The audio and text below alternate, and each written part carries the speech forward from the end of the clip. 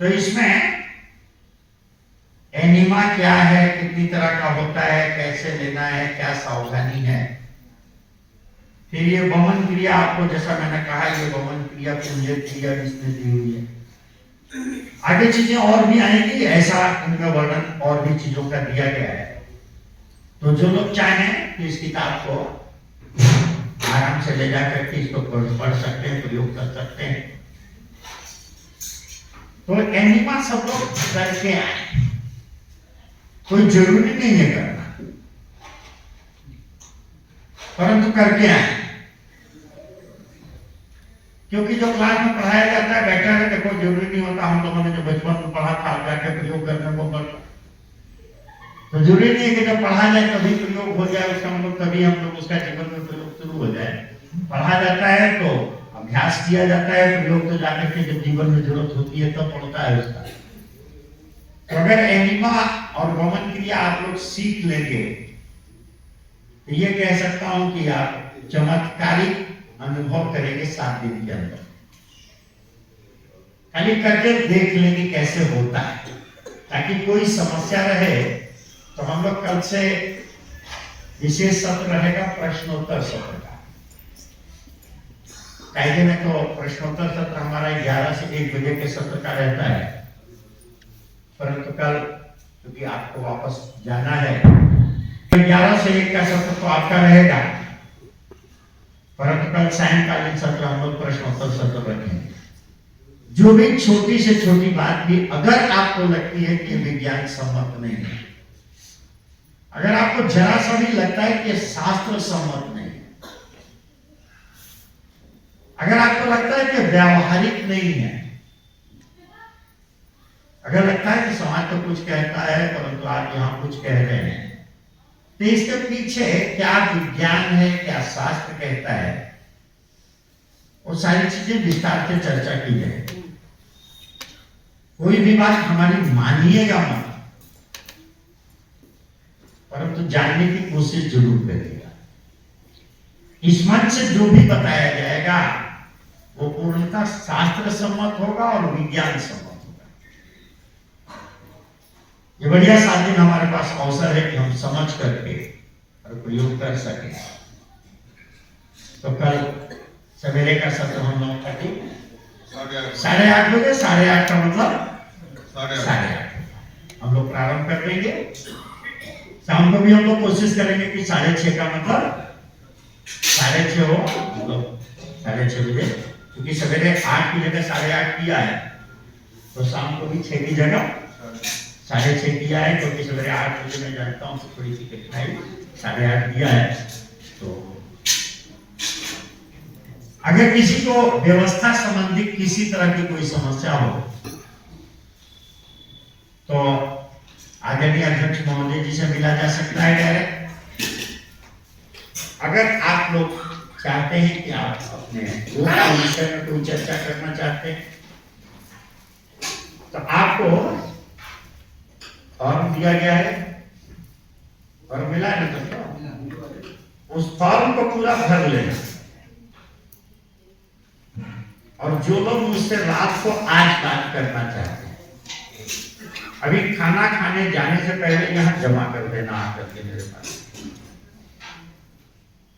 ताकि खाना खा करके आप आए और हम एक एक व्यक्ति से क्रम से, जिस क्रम से फॉर्म जमाए उसी क्रम से हम एक एक से बात कर लें। आप लिख करके भी देना चाहेंगे तो कुछ लिख करके भी दे सकते हैं, ठीक है। इतना सीरियस क्यों हो गए सभी लोग? क्या वास्तव में भूख लगी है? क्या सच बताना, वास्तव में भूख लगी है? हालांकि मिलेगा तो मैं जानता हूं छोड़ोगे नहीं, और ये होना भी चाहिए। आज सवेरे थोड़ा सा टाइम का थोड़ा सा रहा और थोड़ा कल से देखिएगा और मजा आएगा। और क्या क्या आप खा सकते हैं, जो मिले सारे रोज ही सब खाएंगे। जब तक दिखा नहीं लेते तब तक आप जो दवाइयां खा रहे हैं वो भी बंद नहीं करेंगे। जब मिल लेंगे उसके बाद भी अगर 4 चीजें सवेरे बताई गई, एनीमा, वमन, स्नान और ध्यान, अगर ये चारों करने को तैयार हैं तो अगर आपकी शुगर 300 तक भी जा रही है तो निःसंकोच को दवाई बंद कर सकते हैं। अगर बीपी आपकी 100 और 180 है तब भी आप दवाई बंद कर सकते हैं अगर आप ये करने को तैयार हैं तो इसीलिए कह रहा हूं कि हमें अक्सर वो जनरल मालूम पड़ा साहब हमने इंसुलिन 40 मिनट बंद कर दी और हम कुछ कर भी नहीं गए। हमने कह भी लिया नहीं वो हम घर जाके करेंगे। हमने कहा बंद किया नहीं वो तो हम यहाँ से कहने में पहले देखेंगे लोगों को तब उसके बाद करेंगे। तो ऐसा मत करना। अगर नहीं करने का इरादा हो तो सुनो कोई जरूरी नहीं है करना, परंतु मेहरबानी करके तब दवाई बंद मत करना। तो दवाई बंद मत करना। अगर करने को तैयार हो तो दर्द वाले गोलियां बंद कर सकते हैं। कल से हम लोग साधकों के अनुभव भी सुने। बहुत से लोग हमें भी आश्चर्यचकित करने वाले अनुभव सुना रहे थे। पिछले कैंप में आए थे और दवाइयां बंद हुई, क्या क्या रिजल्ट रहे उनके, बड़ा अच्छा लगा सुन करके। भाई आप भी सुनेंगे तो आपको हिम्मत आएगी। कल से आप उन साधकों के अनुभव भी सुनेंगे। भगवान शक्ति दे इतना सुंदर आयोजन। मैं प्रणाम करता हूँ इस शाखा को कि इतना बढ़िया सुंदर आयोजन कर रहे हैं।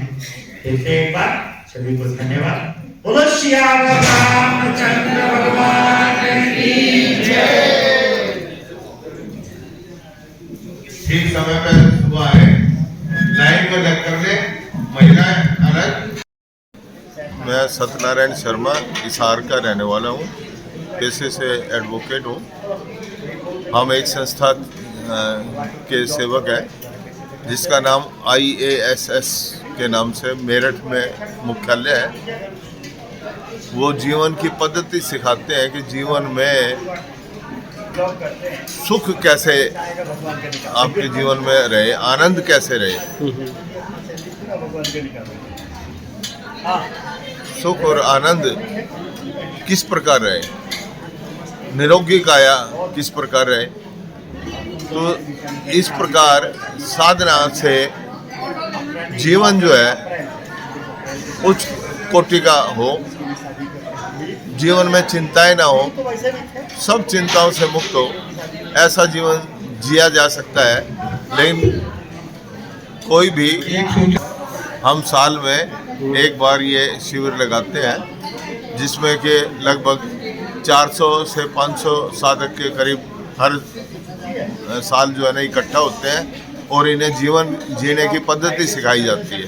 तो हम जीवन जीने की पद्धति सिखाते हैं जिससे कि जीवन में जो है निरोगी काया और जो है ना किसी प्रकार का दुख, मानसिक भी दुख ना रहे, शारीरिक भी दुख ना रहे और इस प्रकार जीवन शैली ही बदल जाए। तो जैसे जैसे हम अपने जीवन के अंदर ये साधना अपनाते हैं तो जीवन जो है ना हमारा बढ़िया होता चला जाता है। हम प्रैक्टिकल करके दिखाते हैं। 7 दिन का शिविर होता है। 7 दिन के शिविर के अंदर जो है ना अनेक प्रकार की बीमारियां के मरीज भी आते हैं। उनको जो है ना जैसे ये भोजन के द्वारा हम ठीक करते हैं, जैसा भोजन देते हैं उसके अनुसार जब ये भोजन खाते हैं तो अनेक प्रकार की शारीरिक बीमारियां भी शरीर से गायब हो जाती हैं। शर्मा जी ये बताइए, ये आपका प्रोग्राम है, ये कहाँ पे है और कितने दिन चलेगा और मेन मुख्य कौन आ रहे हैं? हमारा ये प्रोग्राम अगर महाराजा अग्रसेन भवन हिसार में चल रहा है। ये 25 जनवरी से 31 जनवरी तक चलेगा। यहाँ मुख्य जो है ना वक्ता डॉक्टर गोपाल शास्त्री जी मेरठ से IASS संस्था से पधारे हुए हैं, जो कि जो है ना अपने प्रवचन सुबह 8 बजे से शाम के 6 बजे तक विभिन्न सत्रों के अंदर जो है देते हैं और जो है ना लोगों को लाभान्वित करते हैं। और इसमें लगभग जो है 400 के करीब रजिस्ट्रेशन आज तक हो चुकी है और रजिस्ट्रेशन शुरू है, लोगों की भीड़ लगनी हुई शुरू है। इसलिए मैं तो लोगों से ये प्रार्थना करता हूँ कि आप भी आएँ, अपने पड़ोसियों को भी लाएँ और आप यहाँ ये जो है ये स्वस्थ जीवन जीने की कला सिखाई जाती है। तो आप भी स्वस्थ जीवन की कला सीखें, जो निरोग रहें और चिंता मुक्त हो रहें। यही हमारा उद्देश्य है। परमात्मा जो है ना यही शक्ति देता रहे कि हम जो है ना ऐसी सेवा करते रहें और आप इसका लाभ उठाते रहें। इसी के साथ आप सभी का बहुत बहुत धन्यवाद।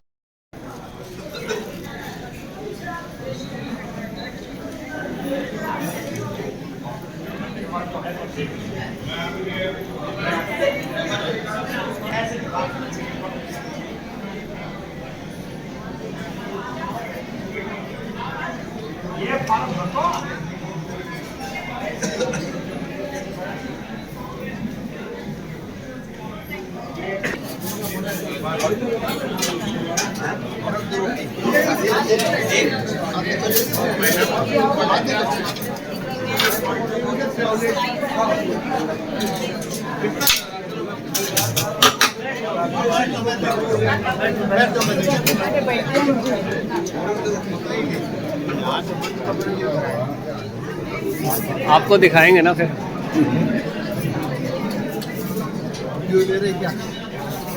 अच्छा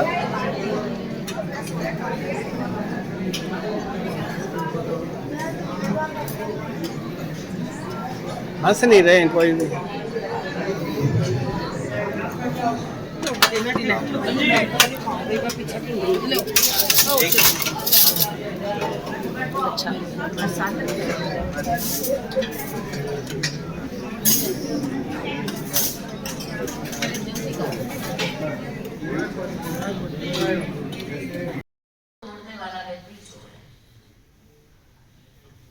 आप कहेंगे ये कैसे भाई,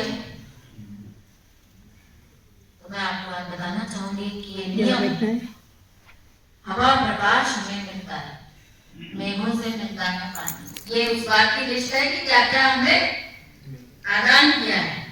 हवा प्रकाश हमें मिलता है, मेघों से मिलता है पानी। इन तीनों चीजों में से एक भी चीज अगर ना मिले तो हम जिंदा नहीं रह सकते। हवा अगर ना मिले तो हम जिंदा रह सकते हैं, प्रकाश अगर हमें ना मिले तो हम जिंदा रह सकते हैं। हवा प्रकाश हमें मिलता है, मेघों से मिलता है पानी।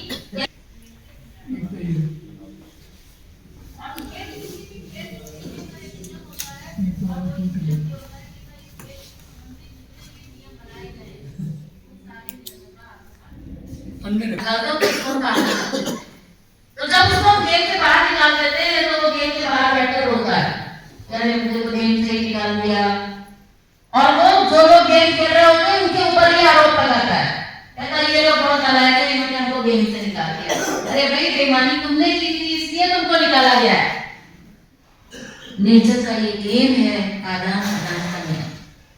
सागर पानी देता है तो बादल बनते हैं, बादल पानी देता है तो वर्षा होती है, वर्षा होती है तो खेती होती है, खेती होती है तो फसल पैदा होती है। ये साइकिल है। इस साइकिल को तोड़ने वाला अगर कोई है तो वो है ये इंसान। ये कहता है हमने खा लिया बस, अब हम आगे इस साइकिल को नहीं चलाना चाहते, खा के सो जाते हैं। नेचर जब ये देखती है कि ये मनुष्य स्वार्थी है, देना नहीं चाहता, तो उसको उस गेम से अलग कर देती है, निकाल देती है। जब गेम से निकाल देती है तो उसका परिणाम ये हो जाता है कि गेम में जो मौज आ रही थी उस मौज से हम वंचित रह जाते हैं। खेलने वाले को मौज आती है ना, नेचर के अंदर मौज है, सब कुछ अनंत है, जो चाहिए सब मिलेगा। अगर गेम में हो तो जो चाहिए वो सब मिलेगा। नेचर के अंदर किसी चीज की कोई कमी नहीं है।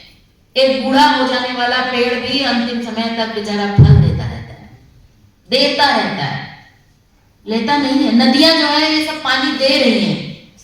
अगर नदी का पानी रुक जाए तो सड़ जाएगा, तालाब का पानी रुक जाए तो सड़ जाएगा। और हम लोगों के रोकने का हाल ये है कि घरों की अलमारियां अगर आप खोल के देखें तो आपको पता चलेगा कि हम रोकने में कितना तेज हैं। अनगिनत कपड़े हमने अपनी अलमारियों में टांग रखे हैं। आप कहेंगे साहब समाज में रहते हैं, करना तो ऐसे तो पड़ता ही है। ठीक है, मैं तो कहती हूँ कि भाई महीने में 30 दिन होते हैं, चलो 30 जोड़ी कपड़े रख लो। अगर एक भी ना धो एक महीने तक तो 30 जोड़ी कपड़े रख लो। लेकिन 300 जोड़ी कपड़े लोगों ने अपनी अलमारियों में रखे हुए हैं। तो ये क्या है? सवेरे डॉक्टर साहब बता रहे थे कि आवश्यकता से अधिक दुनिया की हर वस्तु कूड़ा है, और जहां कूड़ा है वहां कीड़ा है, और जहां कीड़ा है वहां दवाई है, एंटीबायोटिक। बस रोगों की कहानी यहीं से शुरू होती है, चाहे वो रोग शरीर का रोग हो और चाहे वो रोग मन का रोग हो। इसलिए क्या करें? सिंपल सा तरीका है कि ईश हमें देते हैं सब कुछ, हमें जो कुछ देना सीखे। आज से हम समझने को तैयार हो जाए क्या देना है। तो मैं कहती हूँ कि सबसे पहला सुख अगर इंसान को किसी चीज से मिलता है तो शायद वो भोजन है, खाने से। जब इंसान बीमार हो जाता है, जब इंसान बहुत बूढ़ा हो जाता है, तो वो पैसे का सुख कुछ हद तक छोड़ देता है, लेकिन खाने का सुख मरते दम तक नहीं छूटता। इसलिए सबसे पहला सुख अगर हमें बांटना होगा तो किस चीज से बांटना होगा? खाने से। कैसे बांटना होगा? तो कहते हैं कि जब भी हम अपना भोजन खाने के लिए बैठे तो हमारे शास्त्र कहते हैं कि 4 में से 1/4, चौथाई भोजन हमें अपने खुराक में से, हमें अपनी थाली में से प्रभु की सेवा में अर्पण करना चाहिए, प्रसाद बनाकर खाना चाहिए। तुम्हें निवेदित भोजन करही, प्रभु प्रसाद पट भूषण करही, रामचरितमानस कहती है। तुम्हें निवेदित भोजन करही, प्रभु प्रसाद। ये प्रसाद जो शब्द है ना, ये अपने आप में बहुत महत्वपूर्ण है। हम अगर अपने जीवन के सभी सुखों से अगर हम प्रसाद बनाना सीख जाएं, तो हम देखेंगे कि हमारे जीवन में आनंद प्रकट होने लग जाएगा। प्रसाद किसे कहते हैं? सवाल उठता है। जानते हैं प्रसाद किसे कहते हैं? क्या वरिष्ठ पुजारी ने प्रसाद कभी चढ़ाया है भगवान जी को कि नहीं? चढ़ाया तो होगा, कैसे चढ़ाया है? पहले यहाँ से घर से निकले, मिठाई की दुकान पर चढ़े, आधा किलो लड्डू खरीदा, पेड़ा खरीदा, मंदिर गए, पुजारी जी को डिब्बा दिया, पुजारी जी ने उसमें भगवान को अर्पण किया, पूरा विधि विधान किया, उसमें से 2 लड्डू निकाले, बाकी डिब्बा को वापस किया। अब वो डिब्बा जब आप लेकर मंदिर से बाहर निकले तो उस लड्डू के डिब्बे को क्या कहते हैं? जब मंदिर जा रहे थे, क्या ये डिब्बा तब भी प्रसाद था क्या? नहीं था, तब वो लड्डू था। लौटते समय प्रसाद बन गया। जानते हैं कैसे बन गया? भगवान के नाम से, भगवान के भाव से हमने उसमें से कुछ अंश अर्पण किया है। अगर आप लेकर जाते डिब्बा और पूरा का पूरा डिब्बा पुजारी जी डालते नहीं, तो क्या ये डिब्बा कभी प्रसाद बनता? कभी कभी ऐसा हो जाता है, पुजारी जी भूल जाते हैं, तो पुजारी जी से कहते हैं कि अरे पुजारी जी, आपने तो भगवान ने तो निकाला ही नहीं। तो पुजारी जी कहते हैं अरे भूल गया तो लड्डू निकाल लेते हैं। अगर इसमें से निकाला नहीं गया है तो ये प्रसाद नहीं बनेगा। तो प्रसाद किसे कहते हैं? हनुमान जी को भूल जाइए, लड्डू को भूल जाइए, मंदिर भूल जाइए थोड़ी देर के लिए। दुनिया की जिस भी वस्तु से कुछ अंश भगवान के लिए निकाल दिया जाता है, इसको कौन खाएगा, इसको कौन इस्तेमाल करेगा? भगवान करेंगे। किस रूप में करेंगे? भगवान कण में है। किस रूप में करेंगे ये हमें मालूम नहीं है, लेकिन किसी ना किसी रूप में कहीं तो ये जाएगा ना, कोई तो इसको ग्रहण करेगा ही ना। ये जो 2 लड्डू है इस धरती पर है ना, तो कहीं ना कहीं किसी के मुंह में तो जाएंगे कि नहीं जाएंगे? भगवान कण में है। तो ये जो लड्डू निकाल दिए गए, एक अंश निकाल दिया गया, तो जो बच जाता है इसको क्या कहते हैं?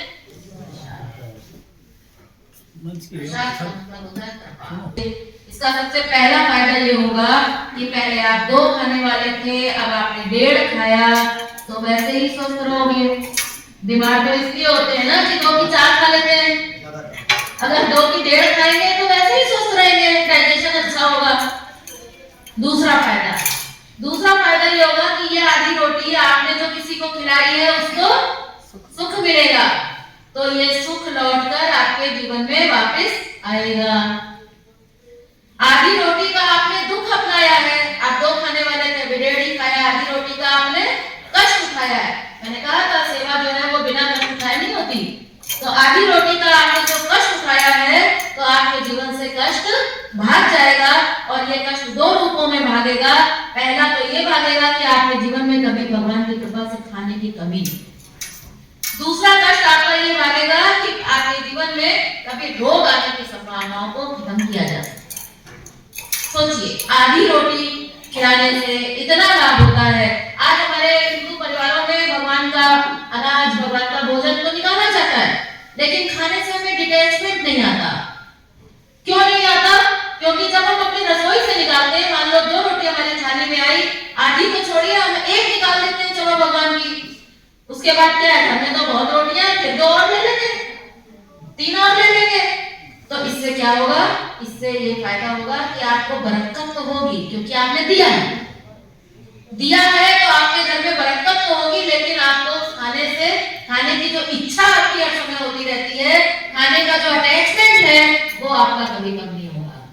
लेकिन जब हम अपनी थाली में से निकालेंगे, जब हम अपनी खुराक में से निकालेंगे, तो आप देखेंगे कि पहले 2 रोटी खाकर पेट नहीं भरता था, आज आपका 1.5 रोटी में ही पेट भर जाएगा।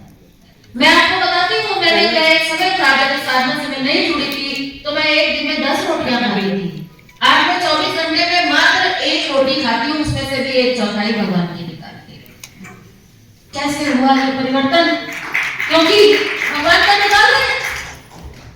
जैसे जैसे हम भगवान का निकालते गए, तो जो सुख हमें रोटियों से मिल रहा था ना, वो सुख हमारा अंदर से प्रकट होता चला गया, तो रोटियों की डिमांड खत्म होती चली गई। तो हमने देखा कि आज आपको मैं बिल्कुल दिल से कह रही हूँ, यहाँ बैठी हूँ, झूठ नहीं बोलूंगी आपसे, कि महीने में कम से कम 10 दिन मेरे अंदर से ऐसी आवाज आती है कि ये 3/4 रोटी भी ज्यादा है, इससे कम से भी पेट भर सकता है, इससे कम से भी शरीर का काम चल सकता है। इतना कम इंसान को खाने की जरूरत है जिसकी आप कल्पना भी नहीं कर सकते। हम अनावश्यक खा खाकर अपने शरीर के अंदर कूड़ा जमा कर रहे हैं। शरीर को स्वस्थ रखने के लिए, शरीर को चलाने के लिए बहुत वक्त की जरूरत है। मैं आपसे भी ये नहीं कह रही हूँ कि आप 1 खाओ कि 4 खाओ, मैं तो कह रही हूँ आप जितना खाते हो, आप 6 खाते हो 6 खाओ, लेकिन उसमें से 1/4 आप निकाल कर खाओगे, तो आप देखेंगे कि आपके अंदर से खाने की डिमांड अपने आप कम होती चली जाएगी। आगे कहते हैं कि तुम्हें निवेदित भोजन करई, प्रभु प्रसाद पट भूषण धरई। 2 चीजों का जिक्र आया। पहला है पट। पट मतलब क्या होता है? कपड़े। बोले अपने कपड़ों का भी प्रसाद बनाना पड़ेगा।